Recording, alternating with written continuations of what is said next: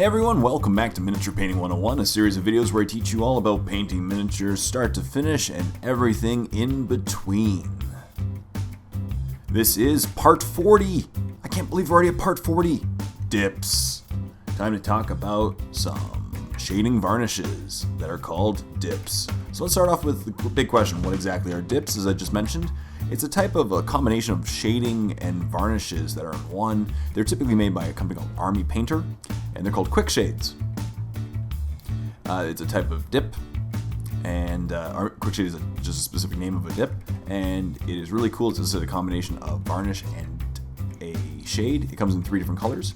Soft tone, which is for the really light colors, pinks, yellows, whites. It also has strong tone, which is a darker brown. Soft tone is very, very light brown. Strong tone is for reds and medium colors. And there's also dark tone, which is essentially a black. It's equivalent to like a non-oil being applied to the entire surface of the miniature. And depending on the primary color of the miniature, you will want to choose accordingly.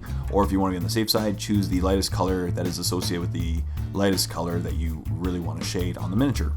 Some benefits of using dips are, number one, it really saves a lot of time because you can just base color the model with a bunch of medium tones and then dip it.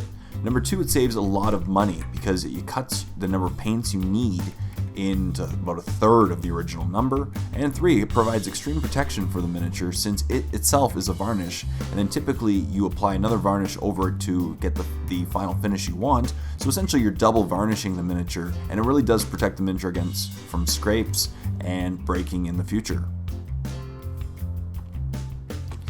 However, there are some cons. First of all, you have to buy the dip itself, and they typically run between $20 and $30 depending on which country you live in. That being said, one jar of dip will last you a long time. They'll cover dozens upon dozens of miniatures. Second, the drying time. After applying a dip, you typically require about 12 hours at least of drying time, so I recommend doing it at night or starting at the beginning of the day and finish them at the end of the day. It doesn't require anything in between, so it allows you to batch paint really easily. And 3, it can be very messy. If you accidentally spill it, it's kind of almost a molasses in appearance, so you don't want to spill it, and you will require other chemicals to clean it up off your brush. So you don't want to spill it. It can be quite messy.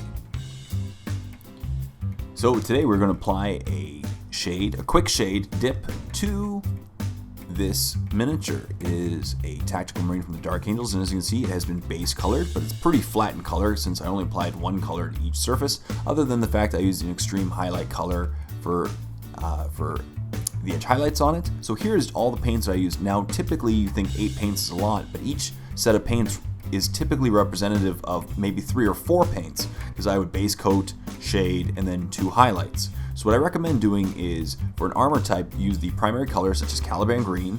For extreme highlights, go to the highest color in the range, so moot green for the edge highlights.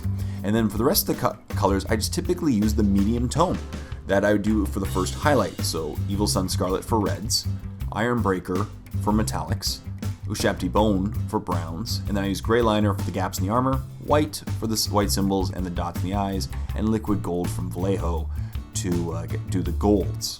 So I was basically able to knock down from about 15 paints to 8 paints at least, so it's a great decrease. So what do we need exactly when using dips on miniatures? Well, there are several things you need besides the dip itself, but obviously we will start off with the obvious. You need the dip. As I said, I'd recommend choosing the tone that reflects the primary color of the miniature. So in this case it's dark green, so I will go with a dark tone. It's also great for metallics. Second, you will need a pair of pliers that you really don't care about, or vice grips. Vice grips are great too, but these pliers, something that you don't care about because the dip will eventually kind of ruin the pliers if you keep using it for them. You also need mineral spirits. Mineral spirits will be the thinning medium that you will require to clean off your brush, because if you don't clean off your brush properly, your brush is toast. So I definitely recommend using a older, more worn out brush. Don't use your fine, nice brushes. Also, you just need a surface to put the miniature on after you've dipped it. I just recommend a lid. I stick some sticky tack to it, and that's basically all you need. So let's get started on applying a dip to this miniature. As always, I start off by giving it a really nice shake, because that way you get a great consistency, and then I open it up using a screwdriver or whatever I have handy. Just open up. It's kind of like a paint can. You really want to keep it open. And as I said, this dip will basically apply shading to all the surface at the exact same time. So it'll save you a lot of time and a lot of money on saving on shades. So we got to open up, and as you can see, it's kind of a molasses tarry consistency. And for this method, I'm going to be showing you a combination of the two methods that Army Painter recommends. I think my method is more efficient and saves you a lot of dip. So I start off by putting it into the dip, of course. I take the miniature, put it on my pliers, and dip it right into the dip. I make sure that the base does not get into the dip, and you can even feel free to leave the feet slightly dry, because when you invert the miniature, paint will then pool around the feet anyway, so it'll get and cover the feet with relative ease. And then I just let it just drip off my miniature back into the tin just for a minute or so, because that way it gets as much of the excess dip off the miniature and you don't have to remove it with a brush. I then adhere it to my my container, and then with an old worn out brush I remove the excess dip. Now after dipping a miniature a few times, you'll figure out where exactly does it pool up. It depends on the miniature, but on this particular miniature it pulls up around the feet, the back of the legs, the mouthpiece. As you can see, there's a lot of dip within that mouthpiece, the vents on the backpack, and the back of the shoulder pads.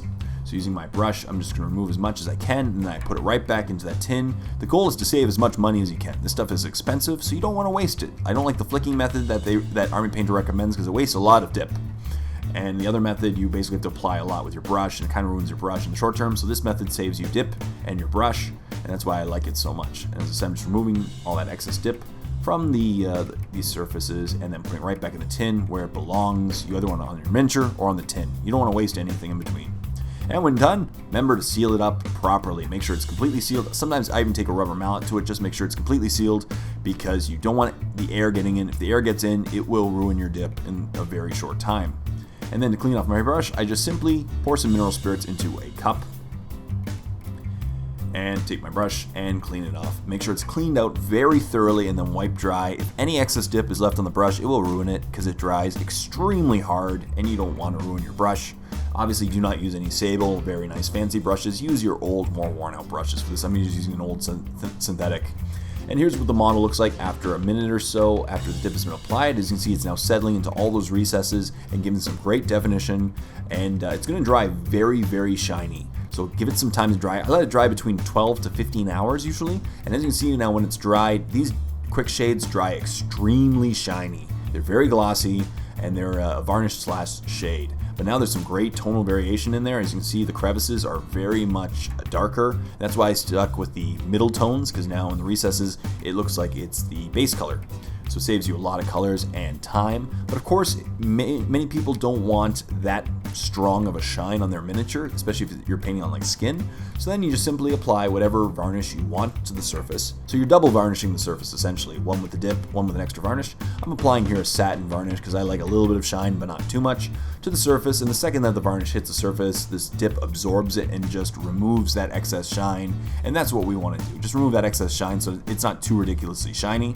And here's what the model looks like when it's done. So now it's a huge difference between now and when it started. There's so much better definition, and it saved me a lot of time. Now obviously this is not a competition standard, but if you're going for a tabletop standard with minimal colors, this is definitely the way to go. There's a little bit of drying time in between, but I spent a total of about 5 minutes painting this model and dipping it. It didn't take me long at all, and it produced some great results. As you can see now, this is definitely tabletop ready and great for some battle reports.